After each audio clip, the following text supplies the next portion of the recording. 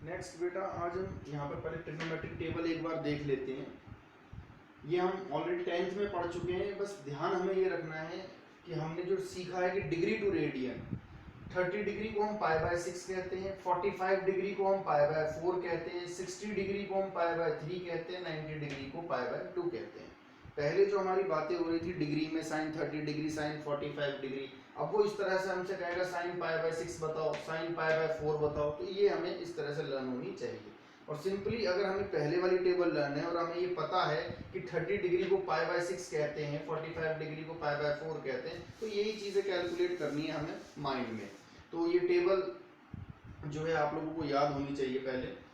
अब क्वेश्चन की बात करते हैं। एक्सरसाइज 3.3 का मैं क्वेश्चन नंबर 1 ले रहा हूं, जिसमें ये कहा गया है कि sine square pi by 6 plus cos square pi by 3 minus tan square pi by 4 is equals to -1/2। ये हमें प्रूव करना है। तो हम एलएचएस ले लेते हैं पहले। Sign square pi by 6 plus cos square pi by 3 minus tan square pi by 4। अब साइन पाई बाय 6, तो सोचने का तरीका कुछ इस तरह से रखेंगे, जैसे इसने कहा पाई बाय 6, तो हमारे दिमाग में ऑटोमेटिकली कैलकुलेशन चलती रहेगी कि साइन पाई बाय 6 का मतलब तो 30 डिग्री से होता है। तो साइन 30 की वैल्यू पूछना चाहता है वो हमसे, और साइन 30 होता है 1/2, तो 1/2 का square, plus cos pi by 3, pi by 3 का मतलब 60 डिग्री, तो cos 60 होता है 1/2, 1/2 स्क्वायर, tan पाई बाय 4 मतलब 45 डिग्री, तो tan 45 होता है 1 का स्क्वायर, 1/2 का स्क्वायर 1/4, 1/2 का स्क्वायर 1/4 -1।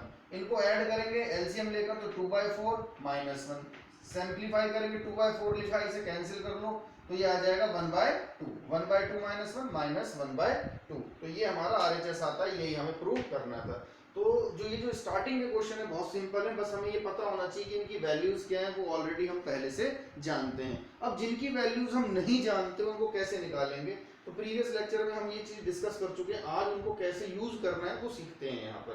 यहाँ पर नेक्स्ट क्वेश्चन लिया है मैंने, क्वेश्चन नंबर 3। ये कहता है cot square pi by 6 plus cosec 5 pi by 6 plus 3 tan square pi by 6 is equals to 6। ऐसा हमें प्रूव करना है। तो हमने पहले तो एलएचएस कॉपी कर लिया, cot square pi by 6 plus cosec 5 pi by 6 plus 3 tan square pi by 6।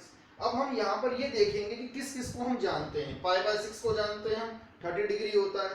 Pi by 6 को जानते हैं हम, 30 डिग्री होता है। हम नहीं जानते किसको, 5 पाई बाय 6 को नहीं जानते।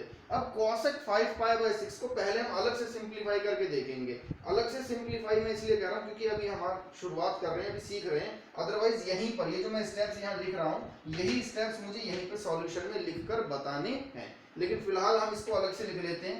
cosec 5 पाई बाय 6 को मैंने यहाँ कॉपी कर लिया।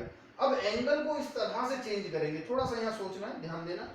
हम एंगल को इस तरह से चेंज करेंगे कि वो इन एंगल्स में कन्वर्ट हो जाए जिनको हम जानते हैं। जैसे 5 पाई बाय 6 को क्या मैं ऐसा लिख सकता हूं, पाई माइनस पाई बाय 6।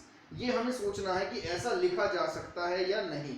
लिखने के तरीके सिर्फ वही होंगे जो हम जानते हैं। फॉर एग्जाम्पल मैंने कहा था आपसे 90 माइनस थीटा। अब यहाँ पर हम इस बात को ऐसे ना बोलकर ऐसे कहेंगे पाई by 2 minus theta. Next quadrant में हम जाएंगे तो कहेंगे पाई by 2 plus theta. 180 minus theta को हम लिखेंगे pi minus theta. Pi plus theta, 180 plus theta का मतलब पाई प्लस थीटा। 270 माइनस हम कहते थे, तो 3 by 2 minus theta, 3 pi by 2 plus theta.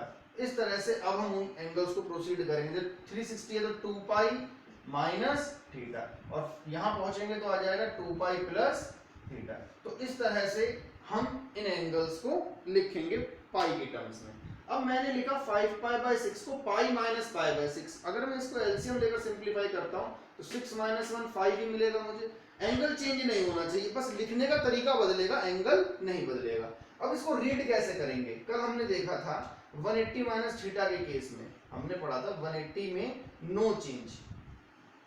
No change मतलब अगर साइन है तो साइन ही रहेगा, कॉस है तो कॉस ही रहेगा।